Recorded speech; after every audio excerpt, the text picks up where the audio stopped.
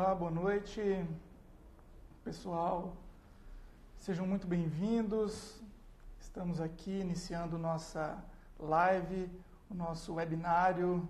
Marcamos agora para as 20 horas, horário do Brasília. Então, o pessoal vai chegando. Enquanto isso, nós vamos dando as boas-vindas. É uma grata satisfação recebê-los aqui. O engajamento está bem legal. Essa live foi preparada com muito carinho para vocês. Então, se vocês estão ouvindo, se o áudio está bom, eu peço que mandem uma mensagem, que vocês acenem, porque daí nós faremos o alinhamento necessário aqui para que a transmissão ocorra da melhor maneira possível. Estamos iniciando agora às 20 horas. A gente sabe que tem muita gente que confirmou essa presença. Uma boa noite. Tem gente do Brasil todo aqui participando. Eu venho recebendo mensagens diariamente e isso vem me trazendo uma alegria enorme em manter esse projeto sobre licitações municipais. A gente tem servidores públicos, nós temos licitantes, nós temos advogados, temos prefeitos municipais, temos auditores dos tribunais de contas, temos estudantes, concurseiros, tem muita gente participando do nosso portal. E isso mantém a nossa vontade de sempre compartilhar conteúdo, de trazer dicas, trazer inovações, porque a participação de vocês é de fundamental importância. Então fiquem por aqui, essa nossa live ela está programada para mais ou menos 1 hora de duração. Eu espero que a conexão da internet assim permita, porque aqui vem formando um tempo chuvoso, então espero que fique tudo numa boa. E só para vocês saberem, nós recebemos nesses últimos dias muitos comentários via direct, muitos comentários via WhatsApp e também muitas mensagens por e-mail, comentando, sugerindo aqueles posts que são mais essenciais no seu dia a dia, porque como eu disse, nós temos uma diversidade de participantes aqui nessa comunidade, portal Licitações Municipais. E ela foi pensada com muito carinho. Na verdade, esse tema licitações municipais é algo que eu percebi que existe um vácuo no cenário nacional. E por que um vácuo no cenário nacional? Porque geralmente os congressos, a doutrina, tudo que a gente ouve sobre licitação acaba quase sempre focando nas contratações da União, porque são as contratações mais vultosas. E muitas vezes aquela realidade de um pequeno município ou daquele licitante que participa nas suas prefeituras, o que acontece? Acaba não tendo tanta aplicabilidade, ou muitas vezes existe uma dificuldade de interpretar a norma, a jurisprudência. Então, o que a gente procura nesse nosso portal é trazer os entendimentos dos tribunais de contas. E o legal desse nosso webinário é que, de alguma forma, eu poderei manifestar qual é a minha opinião, qual é o meu entendimento sobre determinados temas, porque aquilo que eu publico nem sempre reflete o que eu penso diretamente. O que eu publico, na verdade, são trechos, são excertos, partes de jurisprudências do Tribunal de Contas da União, dos Tribunais de Contas do Estado, tem do Estado do Paraná, tem do Estado de Minas Gerais, tem do Estado de São Paulo. A gente vem fazendo muitas buscas nas jurisprudências dos Tribunais de Contas, para, de alguma forma, atender todas as localidades do Brasil. Como eu sempre digo nas minhas palestras, nas minhas capacitações, nós vivemos em um país de extensão continental. E essa extensão continental propicia uma variedade de cultura, uma variedade de leis, uma variedade de situações econômicas, financeiras que interferem diretamente na participação e nas licitações públicas. Então, a nossa vontade é unificar em um portal informações em que a gente consiga atender todo o cenário nacional. Acho que já deu um tempo bom para o pessoal chegar aqui, vamos respeitar aqueles que pontualmente acessaram a nossa sala às 8 horas. E como eu havia comentado, hoje esse nosso primeiro webinário é um webinário teste, é para vocês avaliarem se está legal nesse perfil. Quero depois que vocês encaminhem as mensagens, sugerindo novos temas, sugerindo ajustes, porque isso daqui é feito especialmente para vocês. Como eu havia dito, Nós trataremos de algumas postagens, não é possível tratar de todas elas, porque a gente vem recebendo muitas mensagens, inclusive de casos práticos. Só que nem sempre é possível nós analisarmos esses casos práticos, justamente porque depende de uma avaliação no processo físico, da situação em si, para que nós tenhamos segurança na orientação. Eu peço até desculpa caso algum dos nossos colegas não tenha recebido uma mensagem nossa. Como eu disse, são milhares de mensagens recebidas diariamente. Então vamos lá. Para quem ficar até o final, hoje saberá de uma surpresa que eu venho preparando com muito carinho para vocês, mas se não for possível ficar até o final, com certeza você será informado também. Mas hoje será em primeira mão, algo que nós estamos preparando e com certeza vai ser um grande diferencial na sua vida, né? Para quem ainda não me conhece, eu sou o professor José Roberto Tiossi Júnior, eu sou de Maringá, uma cidade aqui no estado do Paraná, mas o nosso escritório, a gente tem atuação em todo o cenário nacional. Embora a nossa clientela seja específica ou no maior vulto no estado do Paraná, nós temos clientes em todo o Brasil. Só para vocês terem uma noção, semana que vem estarei em Curitiba ministrando treinamento, daqui 2 semanas estarei em Campo Grande, no Mato Grosso do Sul também, ministrando treinamento, e no final do mês estarei em Brasília.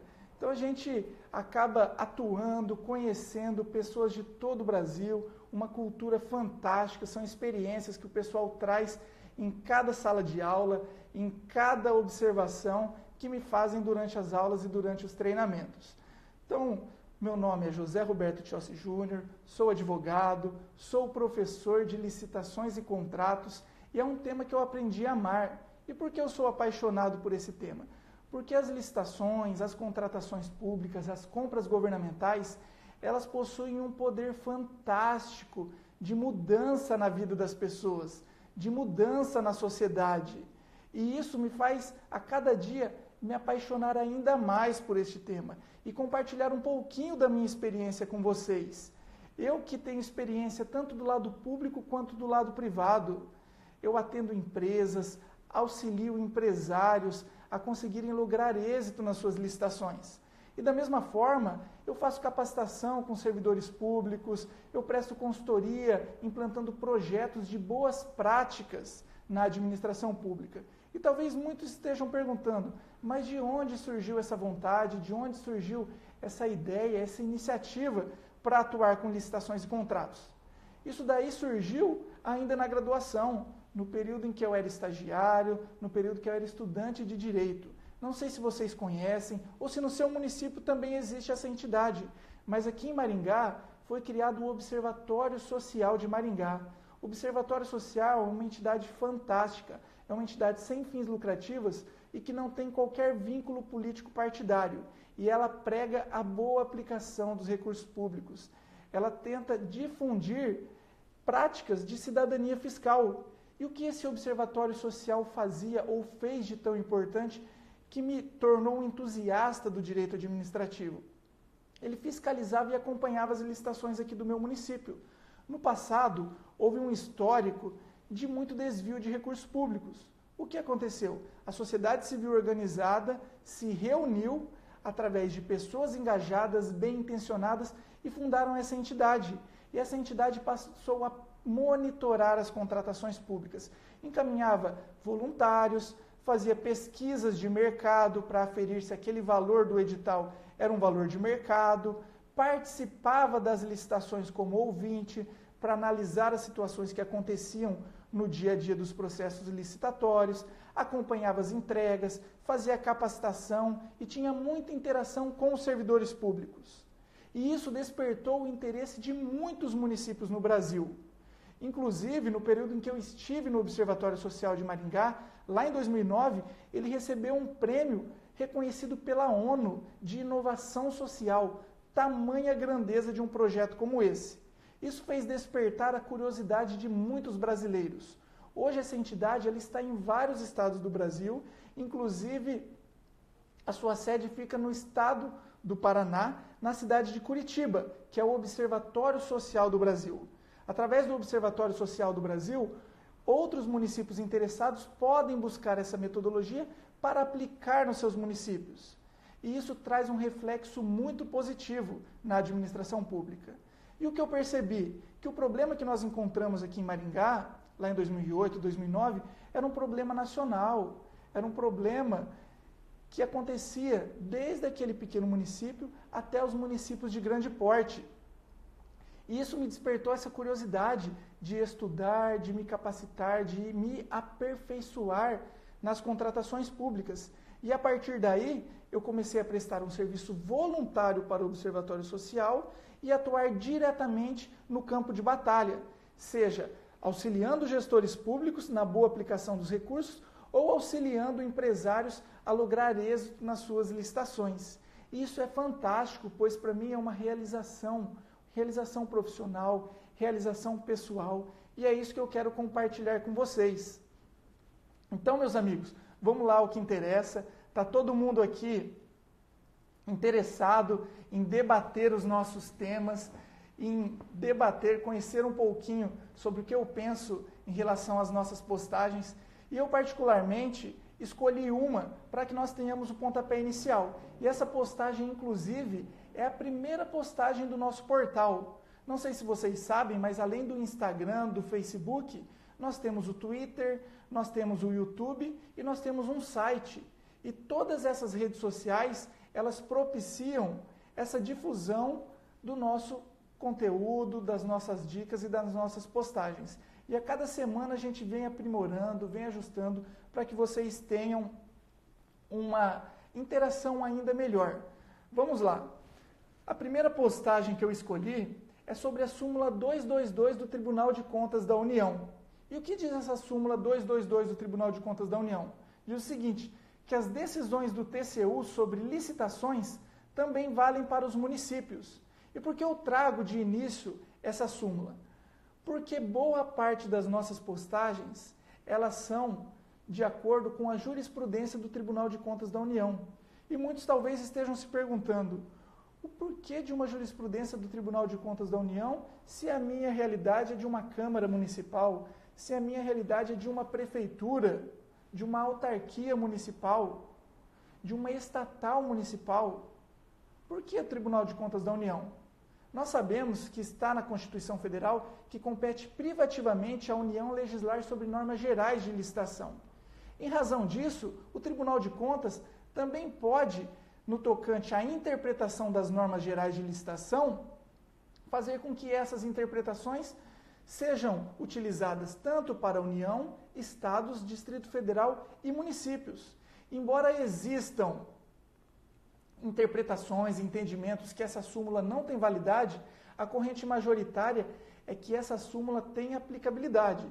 Então isso serve para vocês utilizarem em um parecer, em um recurso, em uma impugnação ou apenas em um estudo de caso e ter muito mais conteúdo e fundamento para embasar as suas decisões.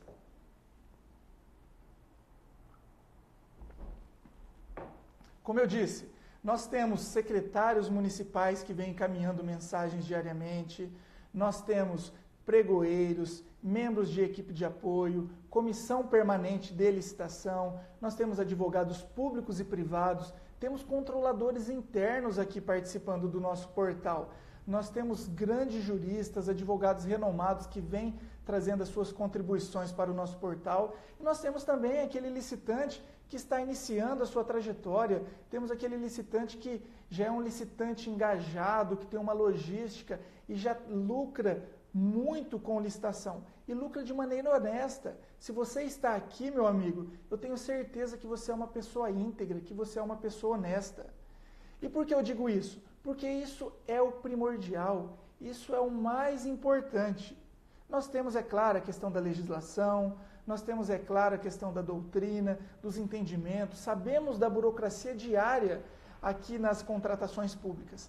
Mas o principal, que vocês tenham integridade, que vocês tenham ética, porque o sucesso ele é consequência. A partir de um conhecimento alinhando com estratégias, técnicas e muita integridade, com toda certeza você alcançará resultados incríveis. E vamos lá para a postagem mais votada do nosso portal. Um minutinho só, deixa eu encontrá-la aqui. Pessoal, a postagem mais comentada nesse nosso primeiro webinário foi a postagem que diz o seguinte: a lei de licitações não exige pesquisa de preço com no mínimo 3 fornecedores. Não sei se vocês já ouviram falar nisso, não sei se a realidade de vocês é essa, mas o que eu percebi é que tem muita gente com dúvidas sobre esse tema. E de onde surgiram essas 3 cotações? Na verdade, se nós olharmos bem na lei de licitações, não existe em nenhum local na legislação essa exigência de no mínimo 3 cotações. A legislação fala o quê? Que deverá ser contratado o valor praticado no mercado. E como que é contratado o valor praticado no mercado? Nós temos que buscar o quê? Uma pluralidade de fontes de consulta. Só que quando a legislação foi criada, promulgada, e quando ela estava sendo utilizada na sua plenitude, não existia essa era digital, não existia essa troca de informações, não existiam os portais de transparência com tanta facilidade. E naquela época, o próprio Tribunal de Contas da União, ele emitiu um acórdão sugerindo que o preço de mercado poderia ser encontrado através de 3 pesquisas diretamente com o fornecedor. Só que o que aconteceu? Isso foi difundido por todo o Brasil. E em muitos casos, essa regra ela está vigente até hoje. Tem muitas licitações que não são publicadas, que os processos licitatórios não são instruídos e conduzidos até a sua fase final, porque as 3 cotações elas não são encontradas. Tem licitações em que o processo licitatório ele possui apenas uma cotação. Tem licitações que o processo ele contempla apenas 2 cotações. E pelo fato de não existirem 3, aquele interesse público muitas vezes não é atendido. Mas vamos pensar um minuto. Será que o interesse público ele pode sucumbir a essa necessidade de 3 cotações? Hoje em dia, com a era digital, nós temos milhares de maneiras de conseguir essas cotações. Existem bancos de preços, existem atas de registro de preços, existem consultas através da internet. Você sabia? Através da internet é possível vocês fazerem consulta também, desde que seja uma fonte válida, uma fonte real. Nós não podemos, é claro, pegar aquelas cotações de um site como o OLX ou de alguma Black Friday. Nós temos que pegar empresas que realmente existam e empresas que estão no mercado propondo valores condizentes com o valor de mercado. Então, a primeira situação que nós queríamos tratar é sobre essa ausência de previsão legal sobre as 3 cotações. Mas daí muitos podem se perguntar, tá, as 3 cotações, o meu jurídico ele não autoriza eu iniciar um processo licitatório sem que eu tenha as 3 cotações, como que eu faço isso? Muitas vezes as empresas demoram para entregar essas cotações. A gente tem que ter cautela, porque muitas vezes existem situações em que as 3 cotações são fornecidas exclusivamente por um único licitante. E isso é muito gravoso. Essa cotação para aferir o valor de mercado, ela não é apenas para atender um aspecto formal da legislação. Essa cotação, ela visa o quê? De fato, buscar o preço que está sendo praticado no mercado. E o que eu sugiro para vocês? Existe até a Instrução Normativa 05 de 2014 que serve como parâmetro. Ela é utilizada na União, mas ela serve para municípios, para estados e para qualquer entidade utilizar como parâmetro. E o que diz essa Instrução Normativa? Que caso a cotação seja solicitada para um fornecedor, deverá existir um documento que comprove essa solicitação. Seja através de um protocolo por e-mail, seja através de um protocolo físico, mas é preciso documentar essa solicitação. E um outro ponto muito importante, se eventualmente vocês solicitarem cotação para fornecedor, coloquem um prazo para a resposta. E esse prazo deve ser no mínimo 5 dias. Porque nós temos casos que as empresas não têm interesse em fornecer as cotações. Temos casos em que o processo licitatório fica parado por 15, por 30, por 60 dias aguardando as cotações. E isso é inadmissível nos dias de hoje, meus amigos. Então, coloquem o prazo de validade, 5 dias para retorno. Se eventualmente o licitante ou o empresário não fornecer cotação naquele prazo de 5 dias, vocês podem dar andamento no processo com duas cotações, desde que documentem tudo isso. Você vai instruir seu processo indicando que foram encaminhados 10 e-mails, que foi concedido o prazo de 5 dias para retorno e apenas 2 licitantes deram retorno nesses 5 dias. Você imprime esses 10 e-mails e anexa no processo. E a partir disso, você tem condições de dar andamento no seu processo. Mas essa própria instrução normativa, ela diz o seguinte, que a cotação com o fornecedor, ela deve ser o quê? Buscada como última alternativa. Deve ser exigida em último caso. Porque o que a gente vem percebendo com a prática? Que essa cotação, ela nem sempre reflete o valor praticado do mercado. Muitas empresas, infelizmente, eles têm adotado a prática de jogar um valor acima daquele valor realmente que o produto ou serviço é comercializado no mercado. E isso proporciona um sobrepreço e, eventualmente, caso aquela licitação seja finalizada e o objeto seja contratado, aqui ele pode indicar um superfaturamento. Então, nós temos que ter muito cuidado com isso daí e justamente evitar as cotações com fornecedores. Mas se eu não posso fazer com fornecedor, quais são as alternativas? Aqui no estado do Paraná, nós temos um programa implantado pelo governo do estado, que é o programa Nota Paraná. Esse programa Nota Paraná, ele tem um aplicativo. E esse aplicativo permite o quê? Que sejam pesquisados em tempo real qual o valor dos produtos comercializados aqui no estado do Paraná. Mas como assim? Pesquisar de onde vêm essas informações? Como que esse produto, esse software consegue captar tudo isso? Na verdade, é um projeto muito arrojado. Nós sabemos que o imposto que incide em relação ao Estado é o ICMS na comercialização de produtos. E para reduzir a sonegação e aumentar a arrecadação, o Estado do Paraná fez uma campanha de exigir nota fiscal no momento em que os produtos são comercializados. Então, a partir do momento que você está em um estabelecimento comercial, em um supermercado, em um posto de combustível, o atendente ele pergunta se você tem interesse em inserir, disponibilizar o seu CPF. A partir desse momento que você informa o seu CPF, essas informações elas são jogadas para esse software do programa Nota Paraná. E você consegue, a partir disso, efetuar pesquisas. Então, ao invés, por exemplo, de uma licitação para combustível, o poder público encaminhar solicitação de orçamento diretamente para os postos de combustível, o poder público pode o quê? Acessar esse aplicativo menor preço e, a partir dali, imprimir qual o valor que cada posto, cada estabelecimento comercial vem praticando no seu comércio. Isso daí, de fato, é o valor de mercado. Muitos podem perguntar, mas esse valor de mercado talvez não esteja inserido o frete, talvez não esteja com os impostos, talvez não tenha a questão do pagamento, que é de até 30 dias perante o poder público, mas como eu disse, é mais um parâmetro. E esse parâmetro, ele traz o quê? Tranquilidade, ele traz uma aproximação com o valor efetivamente pago.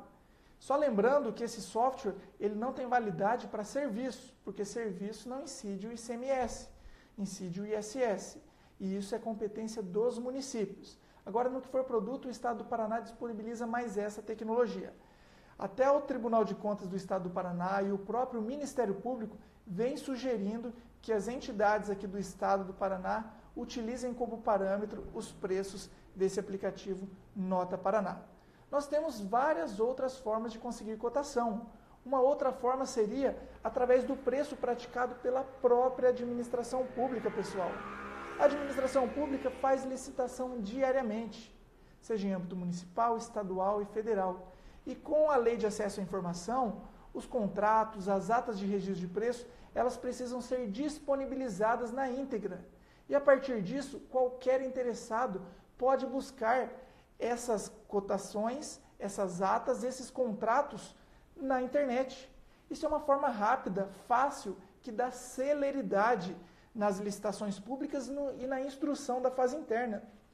Porque quem não é servidor público, talvez não saiba, mas uma das partes mais burocráticas, mais demoradas que nós temos dentro da administração pública é a questão das cotações.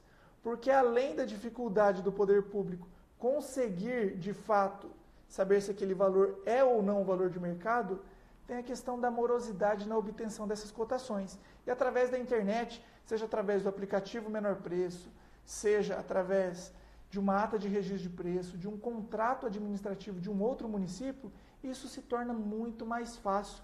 Inclusive, nós temos bancos de preços, temos bancos de preços gratuitos, temos bancos de preços que são pagos, temos ferramentas fantásticas na internet. Hoje em dia está muito fácil, então não temos mais desculpa para essa morosidade nos processos licitatórios. E vamos lá, puxando mais um gancho em relação até às próprias cotações, a outra postagem que também teve um número expressivo de sugestão, de cotação, foi o quê? Essa aqui relacionada, um minutinho só, deixa eu abrir aqui para vocês, banco de preços, essa aqui teve uma votação expressiva, que é sobre a responsabilidade, um minuto só, deixa eu encontrá-lo, cadê essa cotação? Está com muitas postagens aqui no nosso portal. Cadê?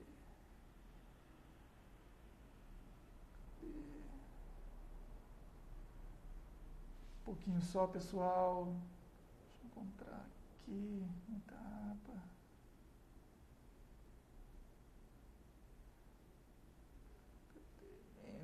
Membros. Minuto. Tá aqui, pessoal, desculpe, mas está aqui. Membros de comissão de licitação não devem ser responsabilizados por sobrepreço ou superfaturamento. Isso daí tem relação direta com a postagem anterior. Só que a prática, o que a gente vem percebendo? Que muitos inquéritos civis, muitas representações de tribunais de contas, muitas situações acabam arrolando membros de comissão de licitação, equipe de apoio, pregoeiro, diretores do setor de licitação, por um eventual sobrepreço ou um eventual superfaturamento. Mas, se nós olharmos na prática as responsabilidades e atribuições inerentes ao cargo e às funções dessas pessoas, desses servidores, a parte de cotação nem sempre está relacionada diretamente com ela. Porque nós temos dentro da administração pública um emaranhado de setores, nós temos uma variedade de funções e muitos servidores. Embora em órgãos públicos de menor porte essa não seja a realidade, por exemplo, uma Câmara Municipal, muitas vezes nós temos 3, 4 servidores e eles são os responsáveis praticamente por todas as atribuições administrativas. Então, o mesmo servidor que faz o termo de referência é o servidor também que faz a cotação, que elabora o edital e que fiscaliza a entrega. Mas em um ambiente ideal ou nos órgãos com uma estrutura mais organizada, nós temos sim servidores específicos para cada função. E não é função da comissão de licitação, do pregoeiro, tampouco da equipe de apoio, a parte de cotação. Esse pessoal aqui que eu comentei possui atribuição específica para julgar as licitações, para cuidar do cadastro de fornecedor, para cuidar da habilitação dos licitantes. Essa fase interna, essa fase de planejamento, essa fase de organização, nós devemos delegar a servidores específicos e pontuais, porque não é possível que um pregoeiro detenha conhecimento de material médico hospitalar, de pavimentação asfáltica, de software, da variedade de objetos que existe. O ideal é que o servidor público, ele que detém um conhecimento específico e pontual naquela secretaria, naquele setor que atua diretamente, que ele faça a cotação do objeto específico. Então nós temos que ter um setor de cotação, ou nós temos que ter, na qualidade de órgão público, servidor específico para realizar essa cotação. Porque não é justo que um servidor que está ali apenas para julgar, na maior parte dos casos, os processos licitatórios, confrontar aquilo que está sendo exigido no edital com aquilo que está sendo apresentado pelas empresas, seja responsabilizado por um eventual sobrepreço, sendo que ele não teve participação na coleta de orçamentos. Então, o Tribunal de Contas da União, o Tribunal de Contas dos Estados, eles vêm o quê? Aprimorando a jurisprudência para que essas pessoas, que esses servidores não tenham responsabilidade direta em eventual sobrepreço ou superfaturamento. Porque existe o princípio da individualização da conduta, de segregação de funções. Cada um é responsável pelos seus atos. Nós temos a Lei de Introdução às Normas de Direito Brasileiro, que foi recentemente alterada e teve uma atualização agora no ano de 2018 e veio para agregar e trazer mais segurança jurídica para aqueles que aplicam o direito administrativo e atuam diretamente na administração pública. É necessário que seja demonstrado o dolo, é necessário que seja demonstrado a má-fé do servidor público. E aí nós temos uma relação direta entre essas duas postagens. Aquela sobre a variedade e multiplicidade de cotações, de fontes de pesquisa de preço e a responsabilidade do pregoeiro, da comissão de licitação e da equipe de apoio. Até por isso, nós temos mais uma postagem que houve muita indicação e que possui relação direta. Está ali. É obrigatória a identificação do servidor responsável pela cotação de preço. E por que isso? Porque cotação não surge do nada no processo. E muitas vezes a gente, analisando um processo, promovendo uma auditoria ou conversando com servidores públicos, a gente percebe o quê? Que as cotações elas estão ali no processo, mas não existe qualquer menção ao servidor, à pessoa que fez aquela cotação.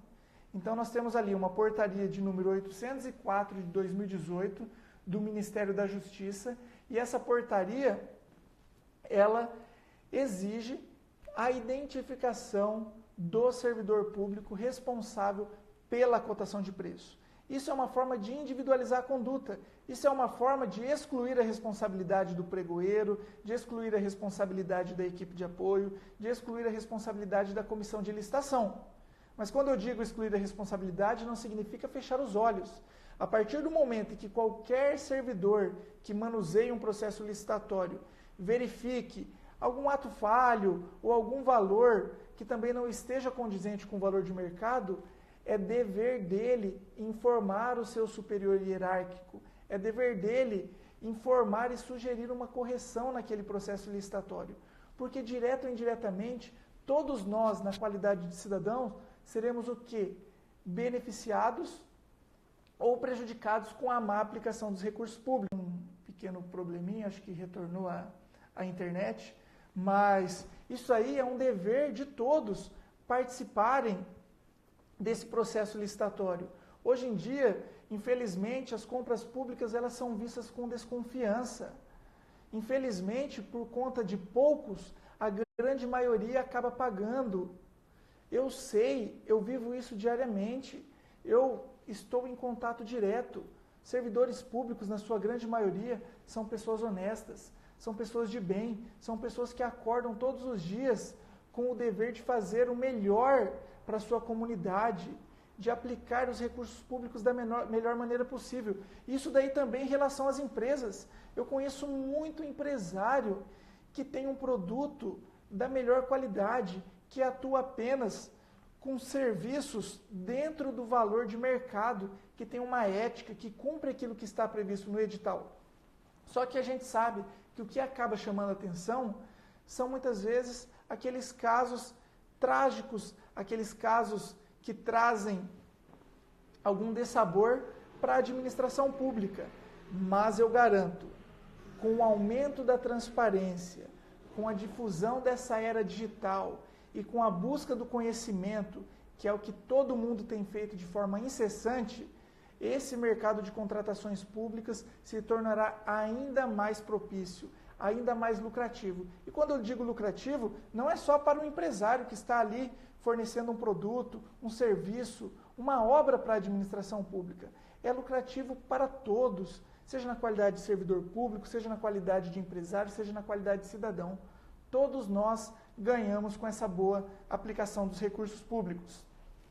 E nós temos aqui mais um comentário que é com relação direta a essa nossa fala das cotações, que é sobre as pesquisas de preço para aquisição de alimentos no âmbito do PNAE.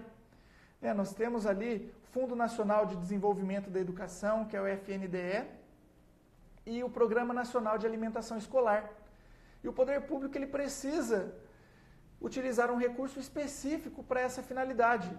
E daí como que ficam as cotações para essa parte da alimentação escolar?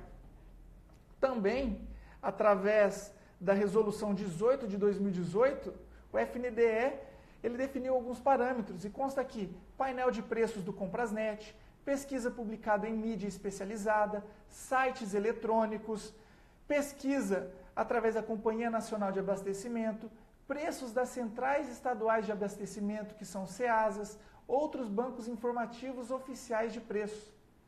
O que eu quero dizer? Nós temos a obrigação de variar as fontes de pesquisa. Assim como nessa questão do PNAE, temos uma outra postagem que é sobre a área da saúde, banco de preços em saúde. Temos ali, é válido como referencial de preços de mercado na aquisição de medicamentos. São bancos de preços online. Então não temos mais desculpa para morosidade nos processos licitatórios. E você, meu amigo, que é empresário que está ouvindo tudo isso e está se perguntando, nossa, mas o porquê dessa dificuldade nas cotações de preço? Primeiro, uma sugestão. Se eventualmente o poder público solicitar para a sua empresa uma cotação sobre um determinado produto ou serviço, atenda da melhor maneira possível.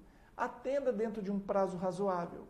Atenda informando as características e especificidades. O poder público precisa diretamente de você. Você é um expert no seu nicho. Você é um expert na sua área. Ninguém melhor do que você para saber se aquele produto, aquela especificação, é uma especificação condizente com o mercado. Nós sabemos que dependendo do nicho, do objeto, as soluções elas se tornam obsoletas de forma muito rápida. Basta nós pegarmos os objetos relacionados à tecnologia da informação. Com pouquíssimo tempo, aquelas características de um computador, por exemplo, já deixam de ser características usuais no mercado. Então, a minha sugestão, entre em contato com o poder público, solicite auxílio, isso não tem nada de errado. É importante esse engajamento, essa interação entre poder público e iniciativa privada, desde que seja uma interação com integridade, uma interação com ética. Isso é muito produtivo e todos nós saímos ganhando com isso. E tem uma outra postagem que foi bem votada e comentada, que também possui relação direta com essa nossa questão das contratações relacionadas aos valores. Tá ali, meus amigos. Licitante que se aproveitar de sobrepreço em edital responde solidariamente com os agentes públicos. Como assim? Vou explicar para vocês. O poder público vai lá, publica um edital de licitação e tem um valor máximo ou um valor de referência que seja. E muitas vezes o licitante ele acaba se aproveitando daquele valor máximo para ofertar a sua proposta, sendo que aquele valor nem sempre reflete o valor de mercado. Por quê? Porque o poder público ele parte do princípio da boa-fé. Ele fez a pesquisa, muitas vezes pegou diretamente com o empresário, pegou através de bancos de preço e entende que aquele valor é o valor de mercado. Só que o fornecedor é o melhor especialista. O fornecedor que conhece se aquele valor é ou não é o valor de mercado.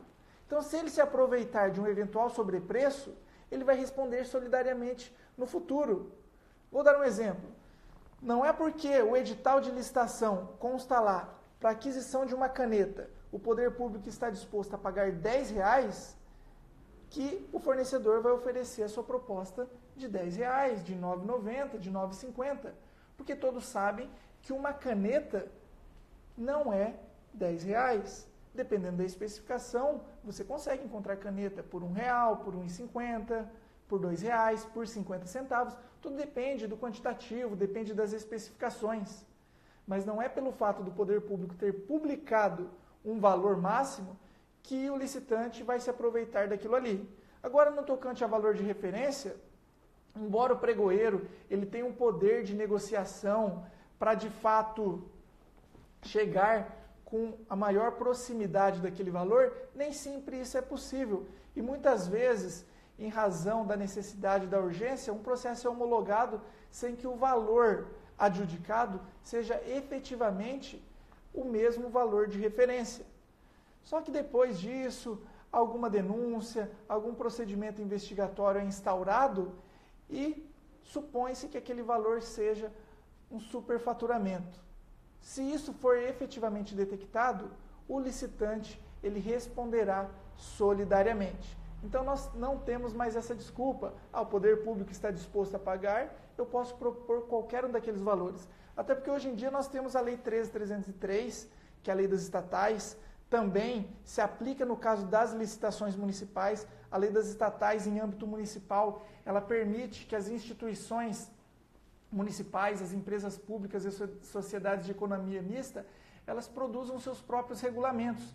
E nesses regulamentos é interessante que sejam fixadas cláusulas, normativos que tratem dessa temática. Até porque nessas estatais é necessário os programas de integridade, os programas de compliance, e isso tem relação direta com essas boas práticas, com a ética, com praticar o preço de mercado. Temos também a lei anticorrupção empresarial, e tem muita empresa sendo penalizada por essa legislação, por se aproveitar diretamente dessas situações relacionadas aos valores. Porque hoje em dia o que a gente vem percebendo? O que dá problema na maior parte dos casos? São superfaturamentos, são sobrepreços e também temos os casos de inexecução contratual, de entregas que não correspondem com aquilo que foi licitado, mas na maior parte dos casos o valor da licitação é o que acaba chamando mais atenção. Então talvez tenha sido por isso que a maior parte das postagens comentadas e votadas tenham sido neste segmento, nesse aspecto, pessoal. E vamos lá. O que eu quero dizer para vocês também é que essas postagens, elas não refletem diretamente o meu pensamento.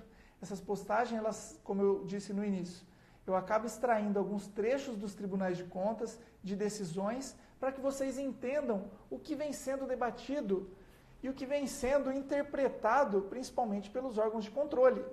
Mas nós sabemos que a licitação ela é muito dinâmica, que demanda interpretação. O direito é uma ciência que demanda a interpretação. E não existe o certo e o errado. O que existe é o quê? Razoabilidade, bom senso. Nós precisamos sempre olhar o caso prático, o caso real.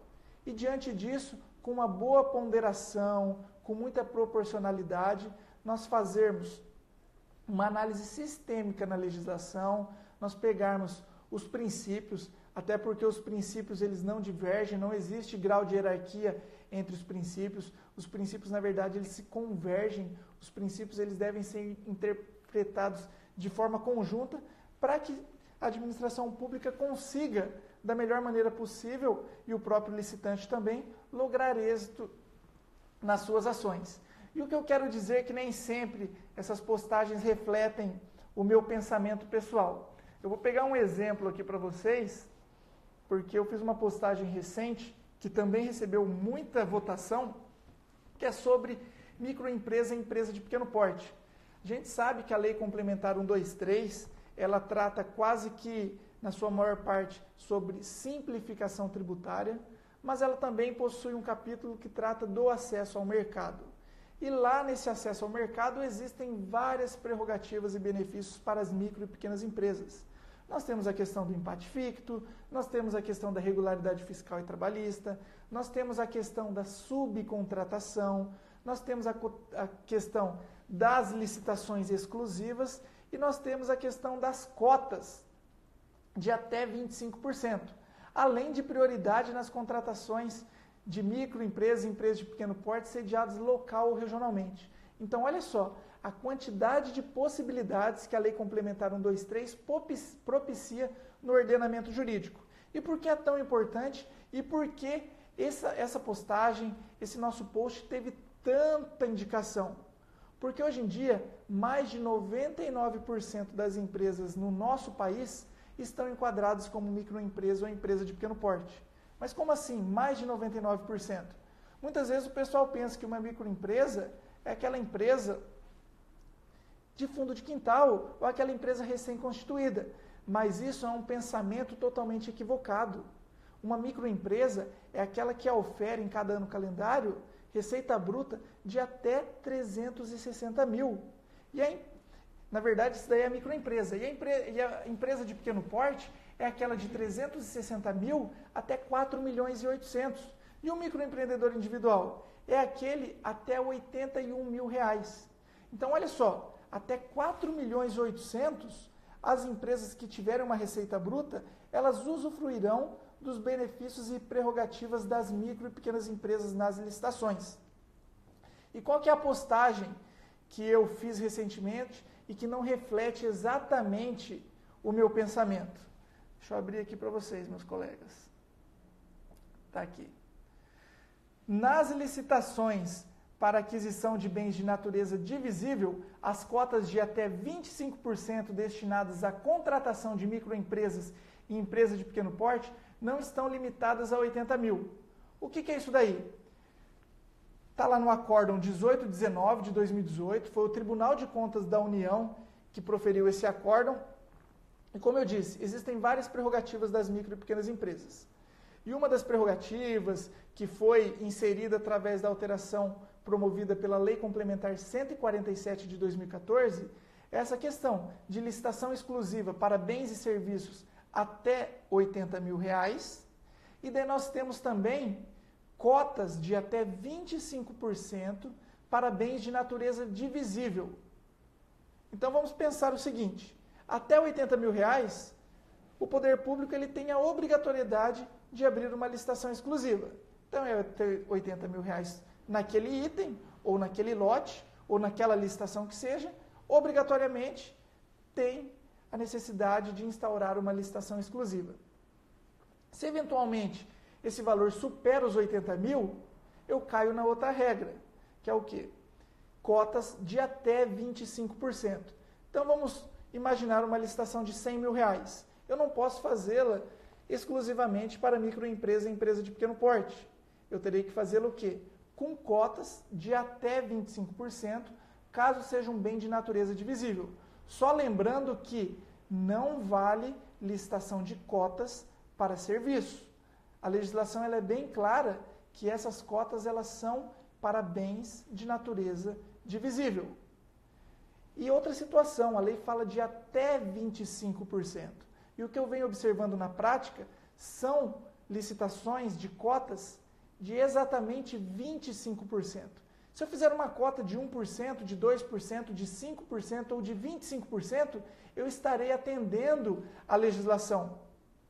Mas o que esse post quis dizer?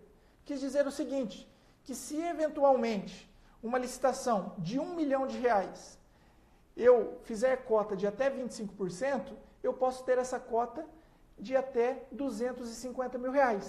Agora, se nós fizermos um comparativo, licitação exclusiva, R$80 mil, cota R$250 mil, na minha opinião, não tem muito sentido.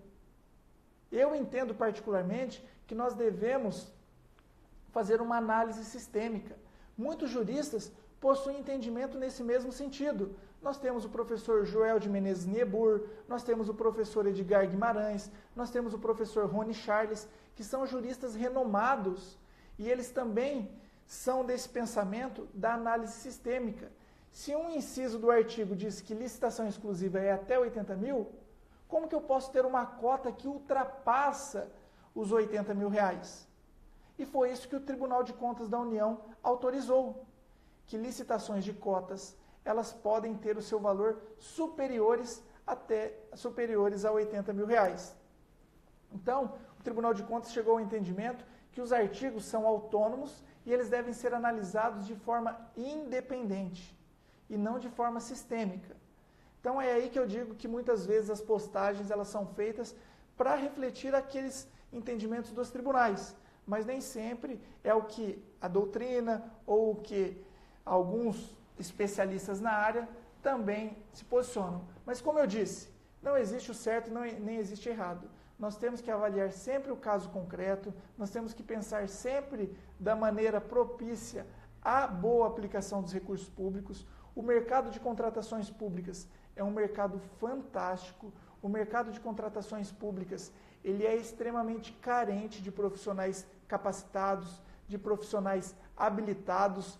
Nós sabemos que aqueles que lidam com licitações têm muitas dificuldades, principalmente pela pluralidade de normas, e foi até por conta dessa diversidade de legislação que eu preparei com muita exclusividade aquele e-book que trata de coletânea sobre licitações e contratos. Ali eu consegui, de alguma forma, trazer as principais normas, na minha opinião, para um único manual. Isso daí vem para auxiliá-lo no seu dia a dia, seja na qualidade de servidor público, seja na qualidade de assessor, seja na qualidade de licitante, de advogado, de concurseiro.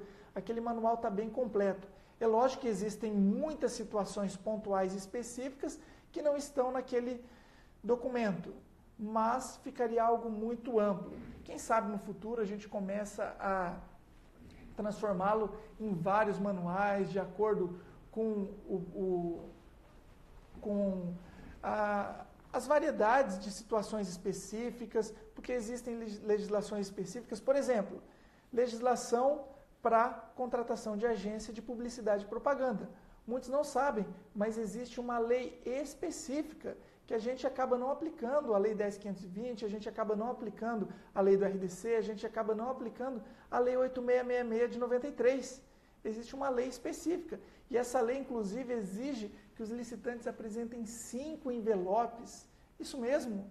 Enquanto que uma licitação convencional são exigidos, via de regra, 2 envelopes, 3 envelopes, dependendo se for uma técnica e preço ou melhor técnica, na licitação de publicidade e propaganda são 5 envelopes.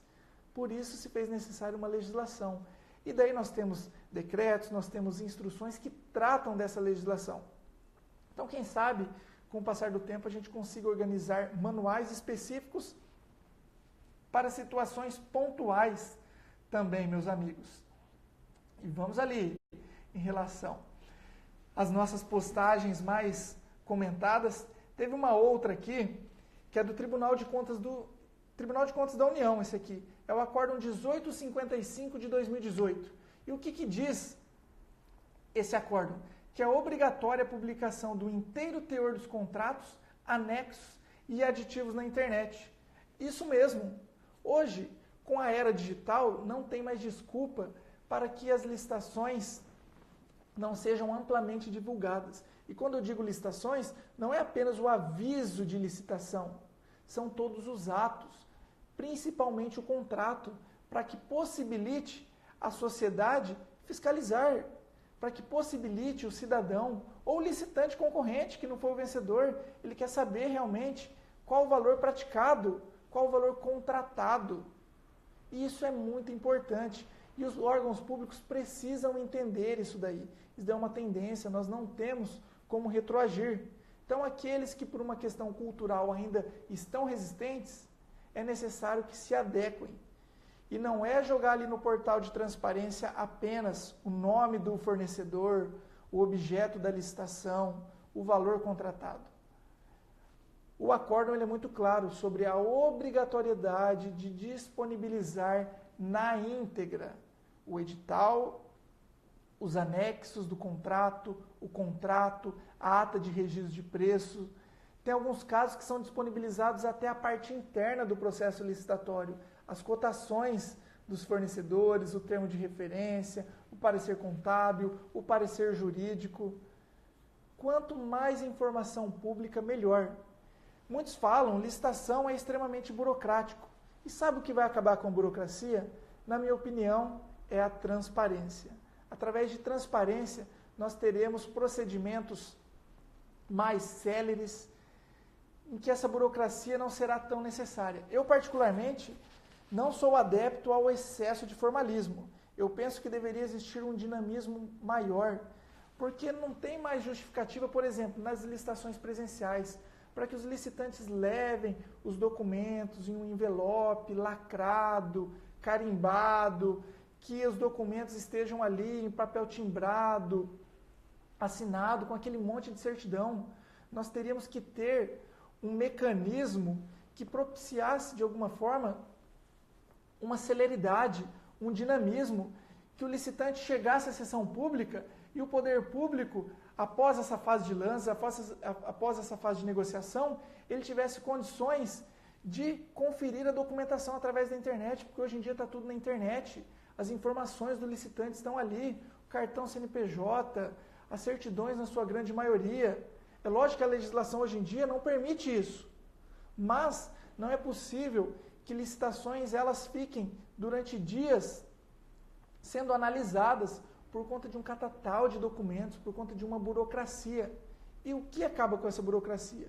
Ao meu ver, a transparência.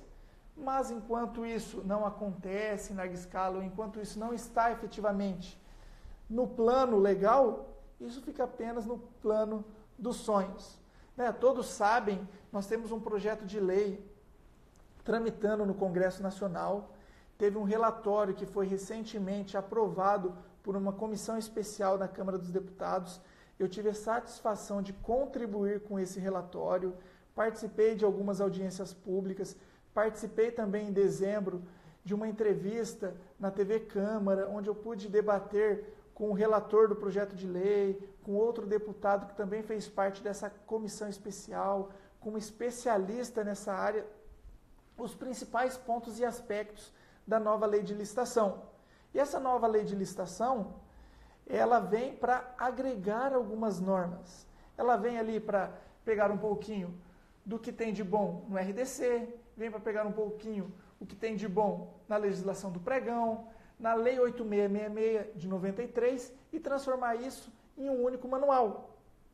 Né? Trouxemos alguns stories sobre isso, mas como ainda não é uma realidade, as nossas postagens elas são focadas exclusivamente naquilo que está vigente, ou naquilo que foi aprovado e passará a valer em um espaço de tempo para municípios, estados, Distrito Federal e para a própria União. Pessoal, como eu disse, esse nosso portal, ele visa o quê? Compartilhamento de conteúdo, de informações. E ele foi pensado de maneira primordial nos municípios, porque nós vivemos, como eu disse, em um país enorme. Nós temos 5.570 municípios. E esses municípios abrem licitações diariamente. E nós precisamos de dar uma atenção para esses municípios. É lógico que essa atenção acaba atraindo também a atenção de pessoas que atuam diretamente com o Estado, que atuam com as estatais, que atuam no Distrito Federal e na União. E isso é importante, a troca de informações, o engajamento e as experiências. E eu estou muito feliz com vocês, meus amigos, porque nós estamos aqui, de alguma forma, trabalhando da melhor maneira possível para trazer um conteúdo de credibilidade para vocês. Pessoal, eu agradeço a participação, eu agora quero contribuir da melhor maneira possível através das dicas que vocês me mandarem, das sugestões para que os nossos próximos webinários sejam aproveitados da melhor maneira possível. E antes de nós encerrarmos, eu gostaria de revelar uma situação. Nós estamos preparando uma surpresa para vocês. Até a semana que vem, um treinamento personalizado, específico e bem completo será disponibilizado de forma online. Porque nós estamos recebendo muitas dúvidas, muitas sugestões, muitas perguntas. Só que infelizmente nós não temos condições de atendê-las. Peço até desculpa quem vem mandando ali no WhatsApp dúvidas, mas nós não temos condições. São milhares de situações chegando diariamente. E foi pensando nisso, em razão dessa demanda, que nós estamos preparando com muito carinho esse treinamento. E esse treinamento vai te proporcionar uma alta performance em licitações. Desde que você consiga uma vaga, porque serão vagas reduzidas. Por que vagas reduzidas? Porque terá contato direto com o nosso time, terá contato direto comigo. Então fique atento, se ligue nas nossas postagens, acompanhe os nossos e-mails e eu espero vocês para as próximas postagens e para o nosso portal. Eu agradeço a participação de todos, fiquem com Deus, um forte abraço, foi uma satisfação compartilhar isso com vocês. Um grande abraço.